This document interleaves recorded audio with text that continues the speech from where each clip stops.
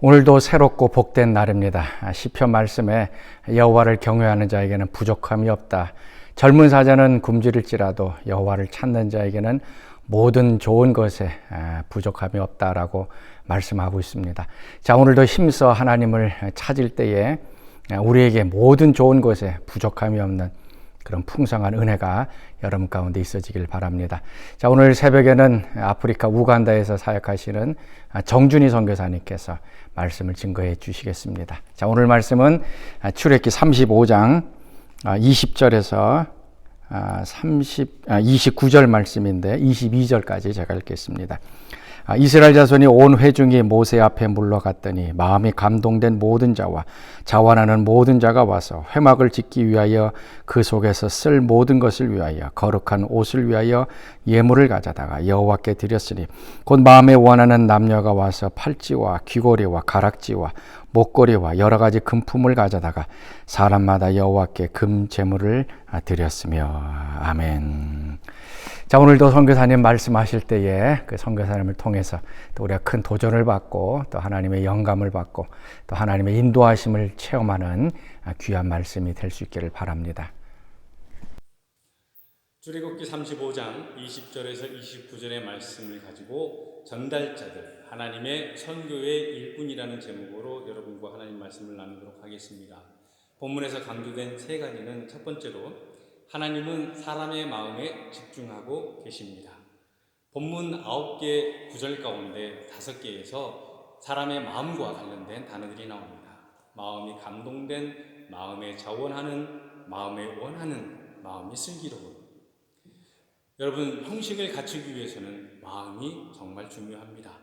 마음으로부터 형식이 완성된다고 볼 수 있지요. 본문에서 강조된 두 번째, 무엇을 드렸냐입니다. 첫 번째로 금 예물과 보석을 드렸고 조각목을 드렸고 숙련된 제주를 드렸습니다.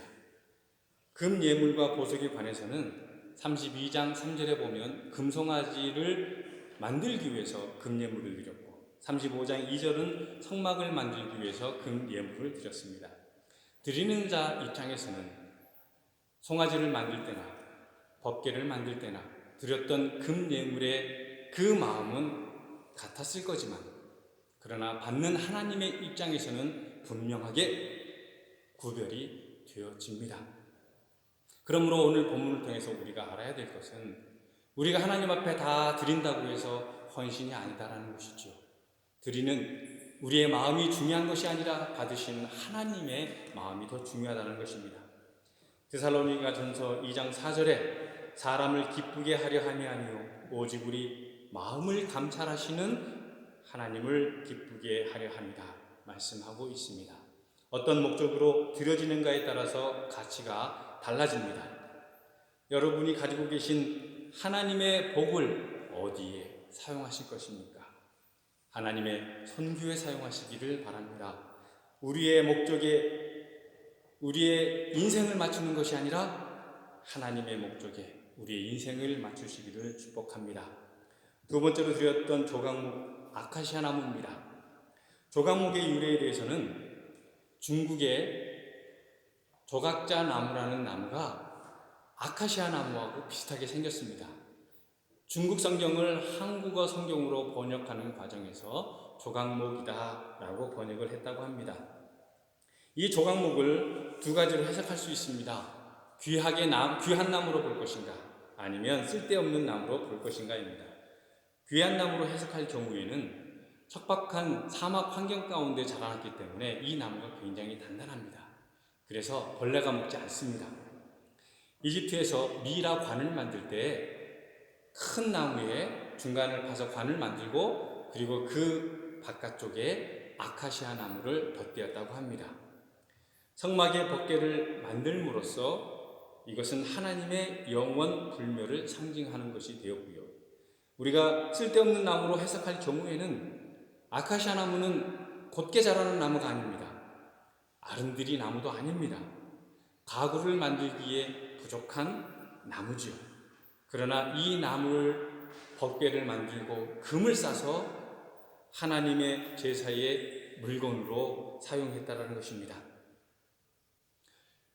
이것은 그리스도인을 의미합니다. 저와 여러분과 같이 부족한 사람이 예수 그리스도의 보혈로 덧입혀짐으로 하나님의 제사에 사용되는 산 제사가 된다는 것입니다. 그리고 세 번째 드려졌던 숙련된 제주입니다. 요즘 말로 말하면 재능기구이겠지요. 25절에서 26절을 보면 실을 만들었다고 하는데 염소털로도 실을 뽑았다고 하니 그 제주가 얼마나 귀했는지 알 수가 있었다는 것입니다. 우리가 하나님 앞에 헌신한다고 말할 때 금연물만 얘기하는 것이 아닙니다. 물질만을 얘기하는 것이 아닙니다. 거기에는 다양하게 우리의 마음이 포함된 하나님 앞에 드려지는 정성들이 있다라는 것입니다. 그리고 세 번째로 본문에서 강조하는 것은 전달자들은 하나님의 선교의 일꾼이다라는 것입니다. 35장 29절에 보면 여호와께서 모세의 손을 빌어 명하시니라는 말씀이 나옵니다. 이것은 하나님께서는 이스라엘에게 선교하시기 위해 그 중간에 모세를 전달자로 세우셨다는 것입니다. 선교의 주체는 하나님이요 선교의 대상이 이스라엘이 되는 것이지요. 선교에 관해서 선교사는 하나님의 전달자가 됩니다. 하나님은 선교 교회에 우간다 현장의 소식을 전하기 위해서 저를 전달자로 세우셨습니다. 한 걸음 더 나아가면 선교에 관해서 여러분 선교 교회는 우간다 현장을 위해서 하나님의 전달자가 되어진다는 것입니다. 하나님의 선교를 위해서 우리 모두는 전달자가 되는 것입니다. 우간다 선교 현장을 위해서 종준이 선교사를 여러분의 전달자로 삼아주시기를 소망합니다. 저는 선교교회의 전달자로서 우간다 선교의 사역을 말씀드리고 비전을 공유하며 여러분의 협력을 요청드립니다. 저는 우간다에서 사역하는 것 중에 신학교 사역과 그리고 건축사역, 지역사회 개발 사역을 하고 있습니다. 특별히 신학교 사역이 있어서 저희의 중점 사역입니다. 모든 선교사들이 자기가 하는 사역이 가장 중요한 사역이라고 하는 것을 깨닫고 사역을 하지만 저 역시 저에게는 신학교 사역이 가장 중요한 것을 발견하게 되었습니다. 우간다에는 헌신된 목회자들이 참으로 많습니다. 그러나 아름다운 헌신 뒤에는 배움이 너무 부족해서 하나님 말씀을 전달하기에는 참으로 부족할 때가 많이 있습니다. 그래서 이 신학교 사역은 우간다 교회의 리더를 세우는 중요한 사역이고 더 나아가서는 우간다 교육 발전을 위해서 발판이 되어지는 사역이라 여겨집니다. 우리 신학교의 졸업생은 우간다를 포함해서 7개 지역에 7개 나라에 퍼져 있습니다.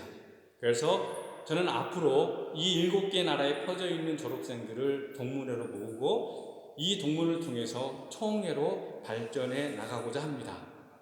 졸업생 목회자들의 재교육과 그리고 교사교육, 어린이 교육 프로그램들을 개발하여 동문회를 통해서 총회를 통해서 이 동아프리카 지역에 하나님의 말씀이 굳건히 설 수 있도록 그러한 비전과 꿈을 가지고 있습니다. 그래서 우리는 이 NG 사역, 신학교 사역 속에서 재학생들에게 중요한 사역 중에 하나가 또한 장학금을 전달하는 사역입니다. 이 사역은 현실적으로 가난하고 배울 수 없는, 돈이 부족해서 학교에 나올 수 없는 그런 사람들에게 필요한 사역이지요.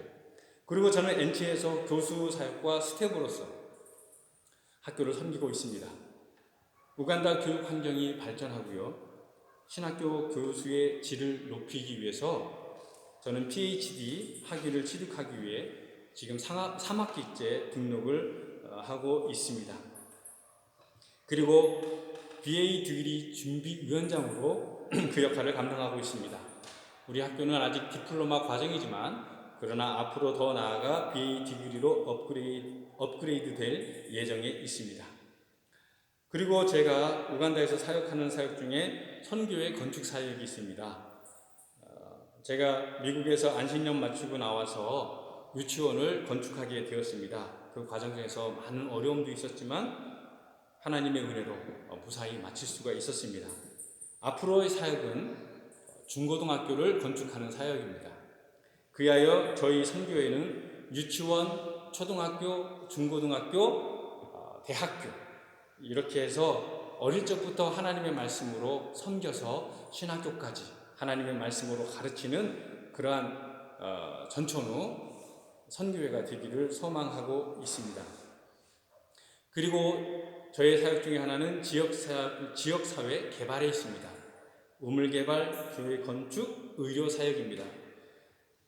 지난주에 교회 건축에 관해서는 제가 잠깐 말씀드렸고요. 우물개발에 대해서 잠시 말씀을 드립니다. 지난해 12월에 선교교회를 통해서 10번째 우물을 개발하게 되었습니다. 뉴호프 교회 초등학교에서 우물을 아주 잘 사용하고 있습니다. 이 우물을 통해서 학교 자립의 기회도 삼게 되었습니다. 양어장에 물을 댈 수 있기 때문에 그렇습니다. 그리고 이 학교가 속한 지역에는 완전 이슬람 지역입니다. 이 지역에 800여 명의 이슬람인까지 교회에 감사를 드리고 있습니다. 그리고 세 번째로 의료사역입니다. 이 의료사역은 제가 직접적으로 사용하는 것이 아니라 간접적으로 돕는 사역입니다. 한인 선교사님들을 통해서 구성된 병원이 있습니다. 그 병원에서 안과와 외과 수술을 무료 제공해주는 과정이 있는데요. 몰라서 또는 교통비가 없어서 입원비가 없어서 혜택을 못 받는 사람들이 있습니다.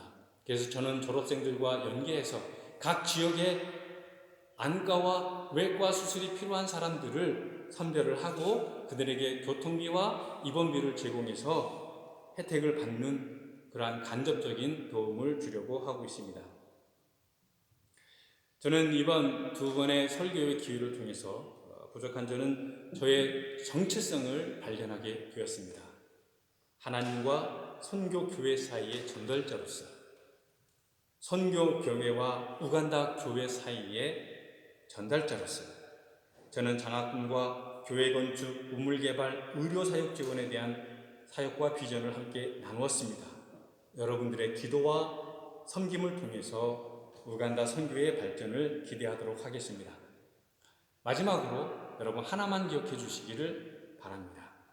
하나님께서는 선교교회를 우간다 선교 현장을 위한 하나님의 전달자로 삼으셨습니다. 기도하겠습니다.